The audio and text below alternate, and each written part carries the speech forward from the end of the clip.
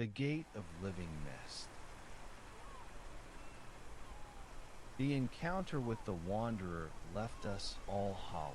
The men worked with a grim, mechanical efficiency. No jokes, no songs. The vision of that woman being pulled into the deep played behind everyone's eyes. We were sailing through a nightmare that had already consumed others. Our heading held true, leading us to the one thing the charts and the wreckage field hadn't prepared us for: a wall. A solid, towering cliff of gray-white mist that stretched from sea to sky and across the entire horizon, left and right, as far as the eye could see.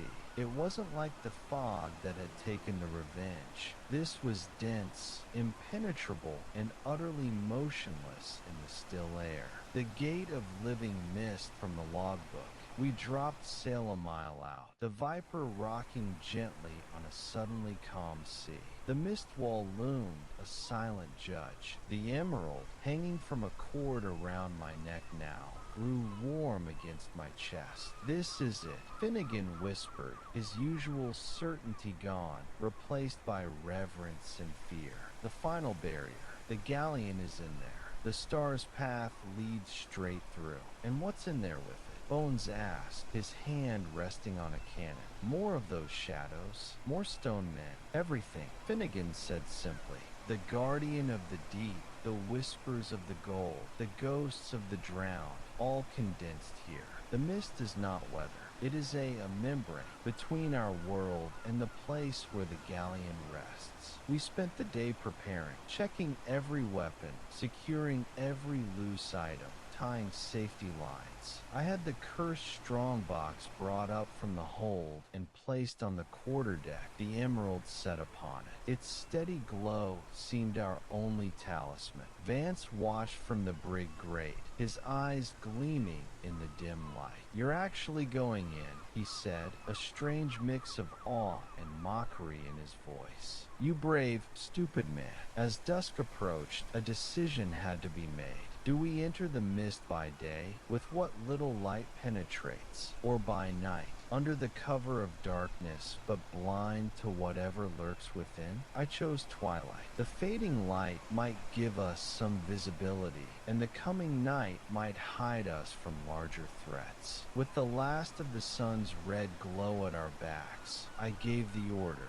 "Take us in. Slow. Dead slow. No bells, no calls. Absolute silence." The Viper crept forward, her bowsprit piercing the gray wall. The moment we entered, the world changed. Sound died. The gentle lap of water vanished. The air became cold and damp, smelling of salt, decay, and something else ozone, like after a lightning strike. Visibility dropped to barely the length of the ship. Our lanterns, lit and shuddered to slits, cast feeble cones of light that seemed to be swallowed by the gloom. We were in a silent, gray void. You could hear your own heartbeat. Men stood at their posts like statues, eyes wide, straining to see. The only sound was the soft, occasional creak of the rigging, a sound that now felt like a betrayal of our presence. Then the whispers began, not the seductive song of the gold.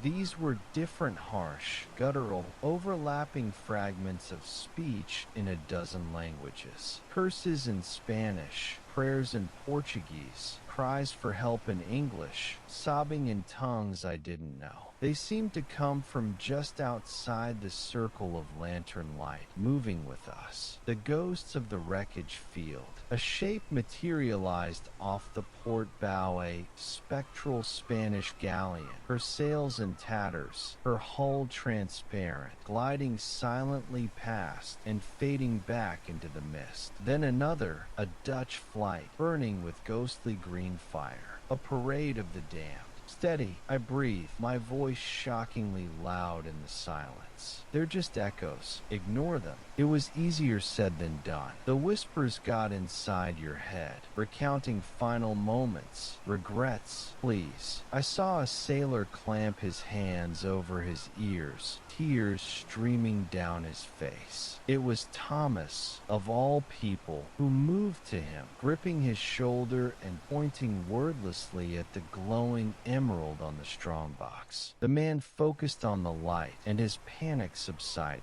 We sailed for what felt like hours in that gray purgatory. The mist seemed to have no end. Then, the water around us began to glow again with that same phosphorescence, but now it illuminated something beneath us. The seafloor was rising. We could see outlines of monstrous, ancient coral formations, shapes that looked carved rather than grown, and the dark, gaping mouths of underwater caves. And then we saw it, a vast, dark shape resting on a submerged plateau. Not a shadow, a ship. Its outlines were blurred by depth and mist, but the silhouette was unmistakable. The high forecastle and poop deck of a Spanish treasure galleon. The San Miguel, the Gilded Galleon. It sat upright, as if placed on the seafloor, its mast broken but still pointing towards the surface like skeletal fingers. We had found it, the source of the curse. It lay in a shallow basin, surrounded by those strange coral sculptures, looking less like a wreck and more like a slumbering beast in its lair. The whispers rose to a crescendo, then stopped abruptly. In the sudden, absolute silence, a new sound echoed through the mist, clear and terrifying, the deep, resonant toll of a large bell. Once, twice, it came from the direction of the galleon.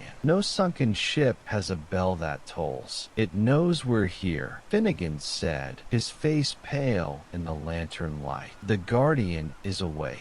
We had reached the heart of the silent sea, and something at its heart was welcoming us.